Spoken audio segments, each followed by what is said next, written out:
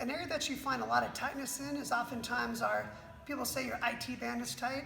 Well, your ITBand is a big, long piece of connective tissue, so that thing ain't gonna change very much. What we want to change is the muscle that attaches to, which is your TFL, your tensor fasciae lata, which is right up here on the side of your leg. So when you feel like your hip is really tight here, this thing is always, your IT band's really tight, you got pain in the outside of your knee, up and down that outside of your leg, that tends to be where that stems from. So a great way to stretch that is this little floor stretch here.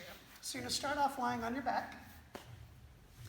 You're gonna take your foot, put it on top of the knee, and from this position here, I want you to think about letting your whole body just kind of tip over. So shoulder blades are gonna stay on the floor.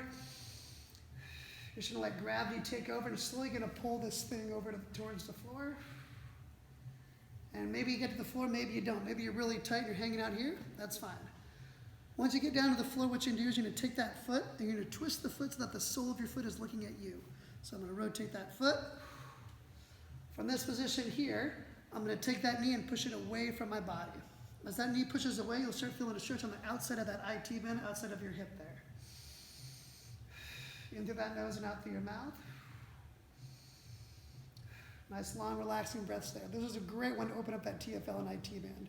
If you want to feel it even more, you can take that bottom leg and scooch it up a little further, and then push that knee, oh yeah, push that knee further away. In through the nose, out through the mouth. And again, you can sit here as long as you like, but remember that after you're done doing stretching, you want to do some drills to help keep that stuff, get that stuff all activated, nice and stable at the end.